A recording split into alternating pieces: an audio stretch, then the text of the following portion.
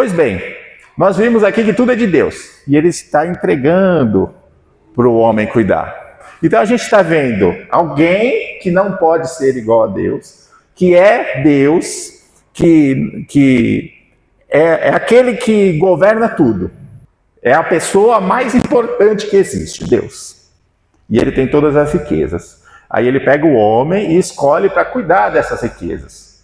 E ainda fala, trabalhe com essas riquezas, produza com essas riquezas, tome conta dessas riquezas. Então há uma responsabilidade entre alguém que é dono de tudo e alguém que administra esse tudo. E aí a gente vai ver que Deus coloca o homem como administrador de todas as suas riquezas. E a gente chama isso de mordomo. E mordomo, inclusive, é uma doutrina bíblica, como a gente viu a semana passada. Mordomia. Às vezes a gente tem um conceito errado sobre mordomia, né? Ah, você aí está na mordomia, está sentado sem fazer nada. Na verdade, o mordomo é aquele que faz tudo. E quando a gente olha para a Bíblia, a gente vai ver que Deus nos escolheu como seus mordomos. Ou seja, somos administradores de todas as suas riquezas. Ok? A gente vai chegar para entender quando que o dinheiro entra nessa história. Mas para você ter um exemplo, quando Deus cria o Éden, ele coloca Adão para poder administrar o Éden. E a gente vai ver outros exemplos de pessoas que administraram bem aquilo que Deus colocou na mão. Então a gente vai ver José, quando ele vai ser levado para o Egito, e ele está lá no Egito, capítulo 39, se eu não me engano, de Gênesis. Potifar coloca ele sobre todas as suas riquezas da casa.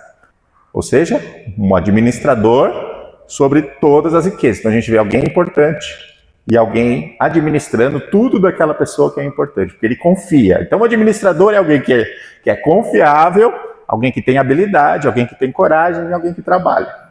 E quando a gente olha para a nossa vida, as riquezas que a gente tem, aquilo que Deus colocou na nossa mão, a gente tem que pensar o seguinte: eu sou administrador porque Deus confiou, me deu coragem, me deu capacidade e me deu força para poder trabalhar. Saúde, vitalidade, conhecimento, sabedoria. Amém?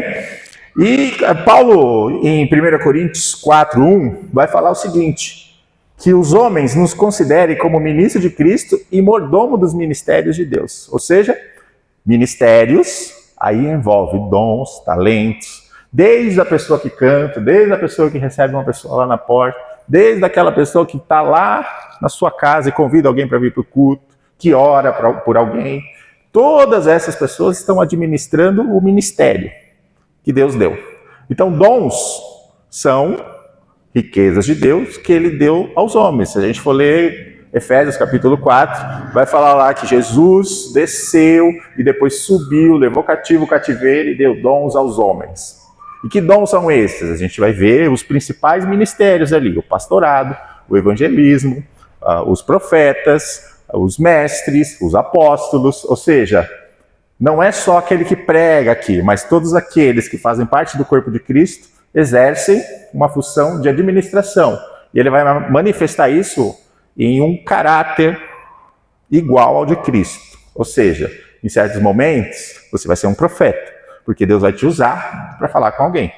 E não necessariamente é aquele que vai levantar e falar, eis que te digo, mas você vai chegar e vai trazer uma palavra de consolo para alguém que precisa. Ou às vezes você vai ser pastor, a pessoa não sabe o que ela faz da vida dela, mas você vai trazer ela para a presença de Deus. É um cuidado que você tem.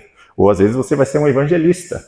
Você encontra com uma pessoa e do nada você começa a falar de Jesus e ainda faz um convite para ela vir para a igreja.